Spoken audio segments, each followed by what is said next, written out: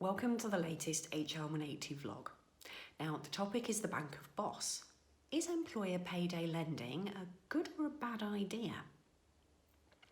Now, we all have moments in the middle or towards the end of the month where we find ourselves looking at our banking app and then starting to think, oh crikey, how long is it till payday?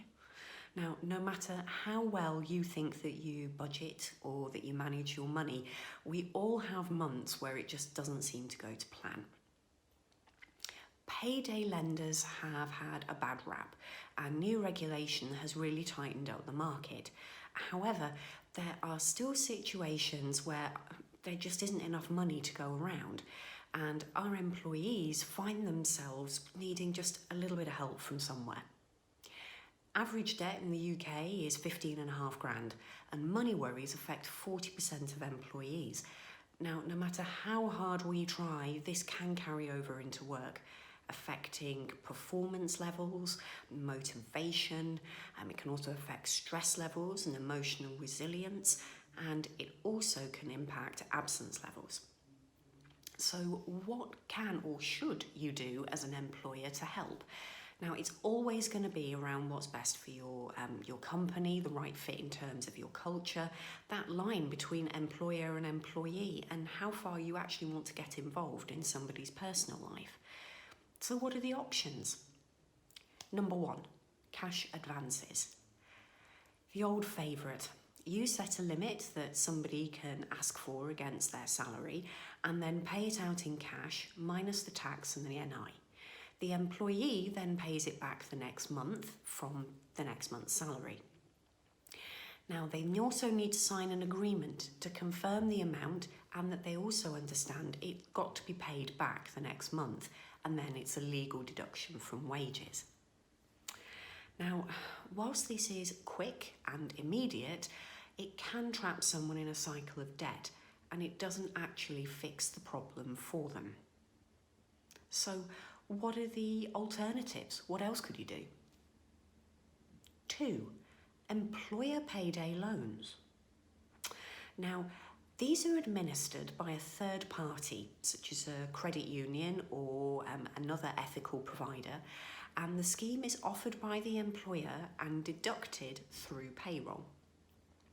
The employee signs an agreement directly with the loan agency, with the lender, and the debt transfers back to the lender if the employee leaves the company. The benefits are lower interest fees for the employee, limited to no risk for the employer, and these institutions often offer other money support and advice as part of the agreement. 3, your employee wellness approach.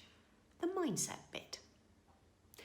Now, whilst these often focus on physical health and managing stress at work, does your approach also look at stress outside of work, which could be caused by money, for example? What easy tools are available to you? Well, financial planning approach. Now, this advice and support can be offered through your bank, who can offer financial health checks for your team. Worth looking into. Your employee assistance program. Now, this is sometimes often through your healthcare provider, if you have a cash plan, and these often have a dedicated money advice line as part of the service. Again, a good one.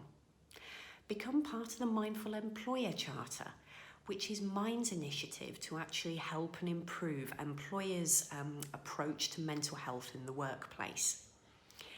As part of the charter, you can also sign up to their employee assistance line, which is a real bargain at £1 per employee. For more information on this, please check out Mind's website. Other charities are also able to help. Now, these include charities such as the Money Advice Service, the National Debt Advice Line, Step Change, and also your local council might have some help. 4, your employee wellness approach, savings. Now, if you're using a credit union for your payday lending, then they can also do a save as you earn scheme. The taxman also encourages other approaches too through payroll, which could be of interest, particularly to larger SMEs. These include Save As You Earn. Now, for this, you save up to £500 a month for between 3 and 5 years, and then get a tax-free bonus on top. At the end, you can either take the money or you can buy shares in the company. The next one is a workplace ISA. The ISA is set up by your company, and you save your earnings straight into the ISA. Now, the ISA does need to be a stocks and shares ISA, and you can only have one of those per year as part of your allowance. And unfortunately, employees don't quite have the same flexibility as they would with their own personal stocks and shares ISA in terms of moving between providers. Now, there's quite a bit of food for thought there, and the options do really come down to what feels right for you and your company. Now, I think as employers, we can all do our bit to try and help our employees in a variety of different ways. So please feel free to share your comments. Let us know what you think. Do you think it's something that employers should get involved in? Is it something that you've tried in the past? What successes have you had? We really look forward to hearing your feedback below.